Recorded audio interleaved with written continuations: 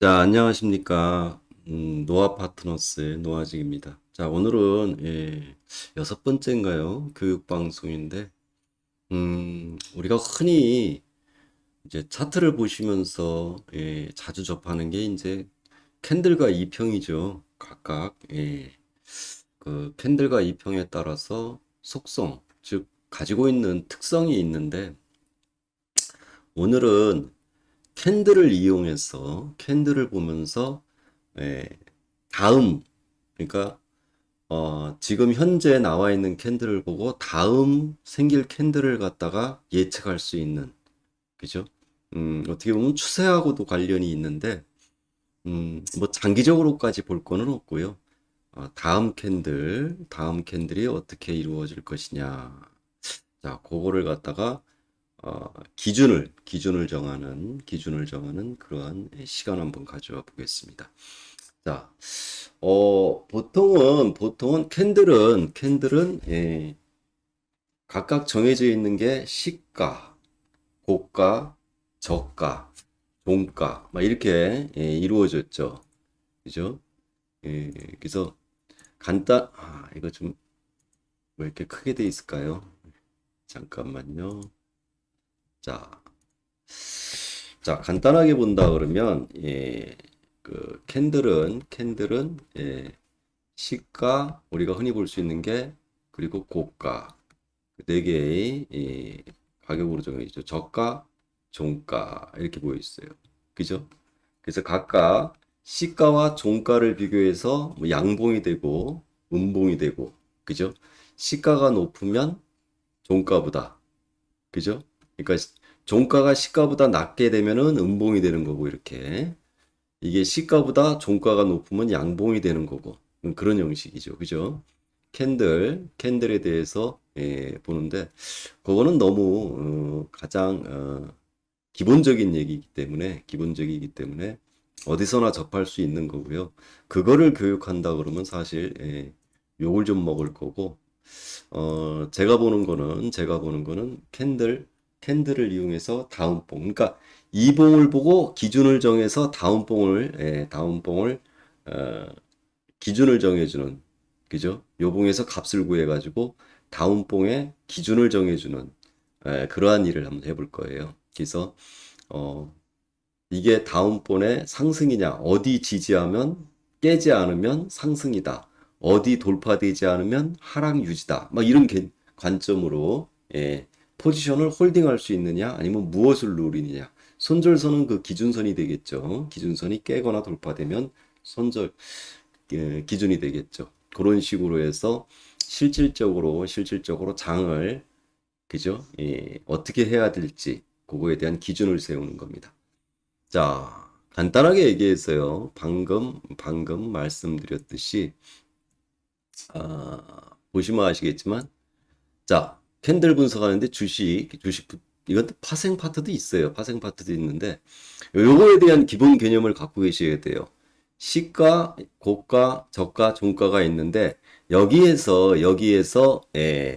그, 메이저가, 세력이 관여하는 게 있고, 개인이 관여하는 게 있어요.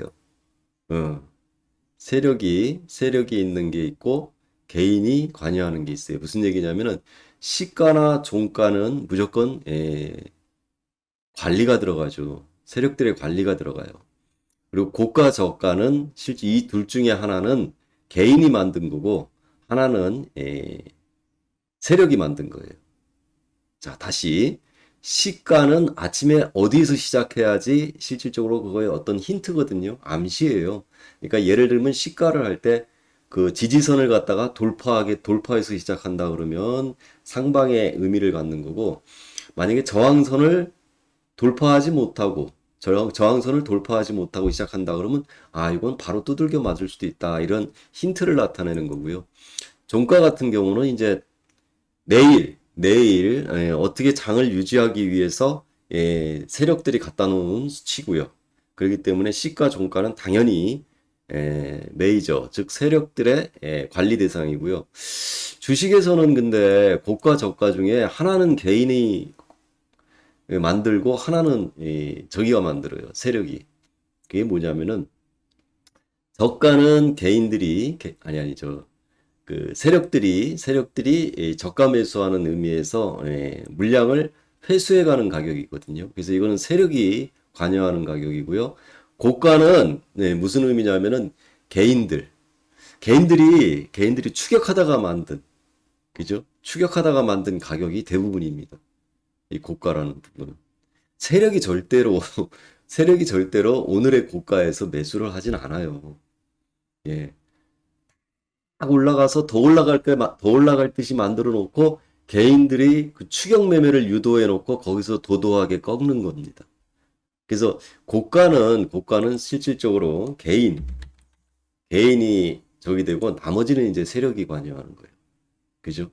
그래서 이 시가, 고가, 저가, 종가 나온 상황에서 중심값을 갖다가 만들어 주는 데 있어서 그죠? 중심값을 갖다가 만들어 주는 데 있어서 그죠? 시가하고 종가 요거를 갖다가 기본으로 합니다. 이 중심값을 저가나 고가는 꼬리는 끼워주질 않아요. 몸통의 시작과 끝만 체크를 해줍니다. 거기서 우리가 중심값을 구해요. 근데 몸통이 얇은 것도 있잖아요. 돛지 이런 것들 이렇게 얇은 것들 그런 거에서는 중심값이 나올 수가 없고 주봉 기준으로 이거 주봉이거든요. 주봉 기준으로 5%대 변폭이 나올 때 그죠? 즉 몸통 길이가 그렇다는 얘기. 몸통만 꼬리 빼고 몸통만 한 5% 정도 그죠? 그 정도 이상이 나올 때 중심값으로서의 역할을 한다 이렇게 보여지는 겁니다. 그래서 예를 들면 여기 지금 가장 주봉에서 SK 하이닉스인데 그거에 관련된 수치들이 있어가지고 잘 나타낸 구간이 있어가지고 뽑아놓은 자리거든요. 그래서 요거를 본다 그러면 그거를 확실하게 이해할 수 있습니다. 그래서 중심값은 시가와 종가, 즉 시가와 종가 위에 보면 수식이 나오죠. C7과 C10 요거 시가와 종가를 더해서 2로 나눈 값 그게 중심값이 됩니다. 아무거나 구할 수는 없고 5% 캔들이 5%의 변폭을 보이는 몸통만 그것만 체크하는데 상방시에는 이렇게 양봉시 그죠? 양봉시 상방을 가르칠 때는 여기서 나오는 중심값을 깨지 않으면 상방을 유지하는 거고요. 하방시 이렇게 장대음봉일 때 중심값을 구해서 그죠? 이걸 돌파하지 않으면 하방 유지고 그렇게 되는 거예요. 그죠? 그래서 각각의 중심값을 구하면은 이게 상방 유지되는지 그거를 깨지 않으면 상방 유지다. 그거를 돌파하지 않으면 하방 유지다. 그렇게 방향을 예측할 수 있는 그런 기준값을 정해주는 겁니다. 그죠?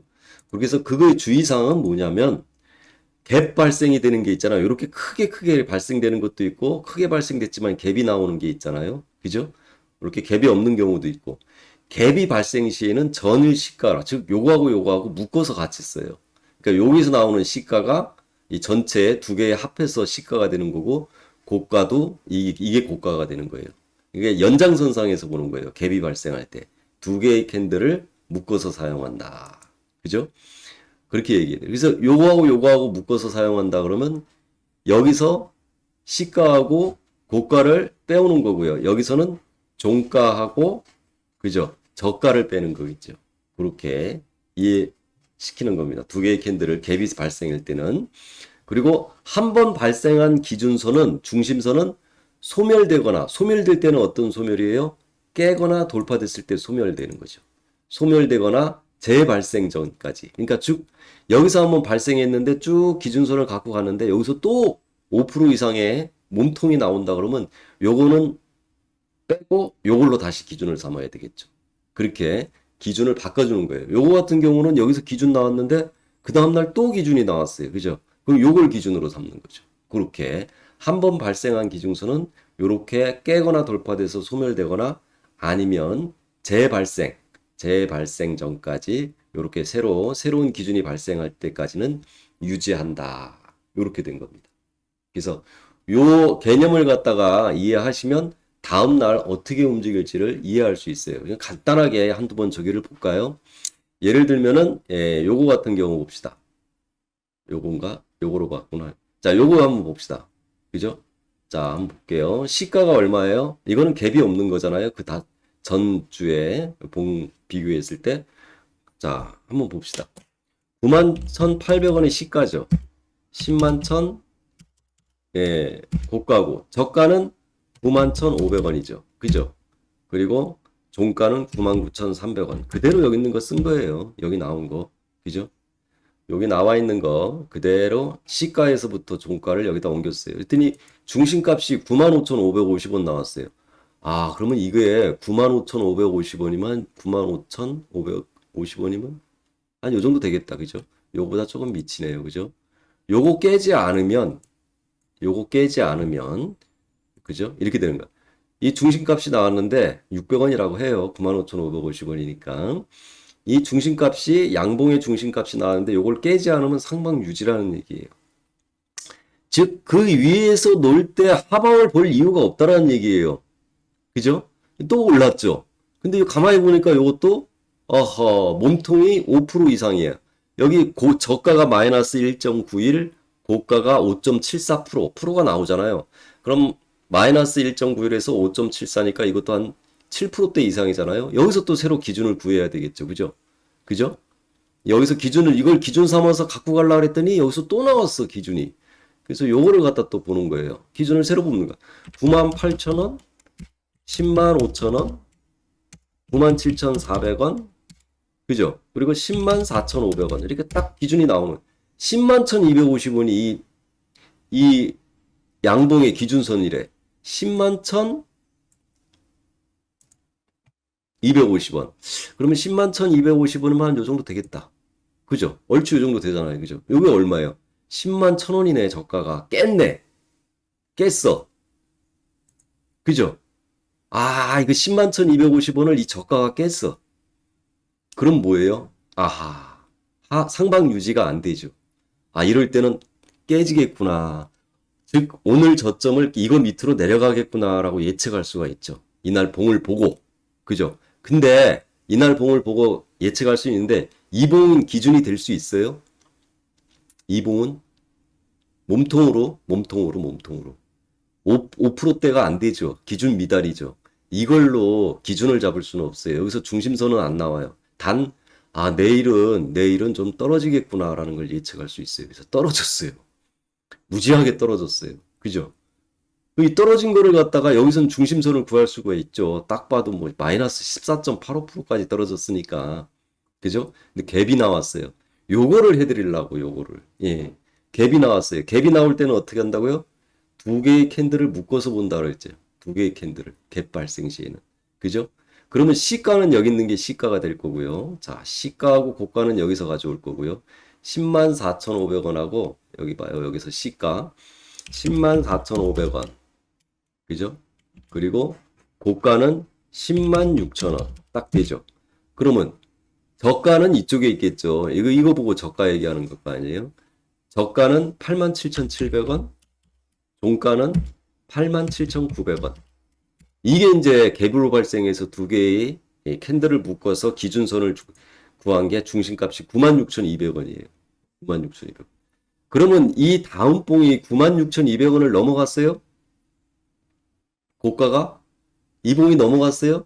이때 이 봉을 보고 우리가 예측할 수 있는 거는 96,200원을 돌파하지 못하면 하방 유지다라고 생각하는 거죠.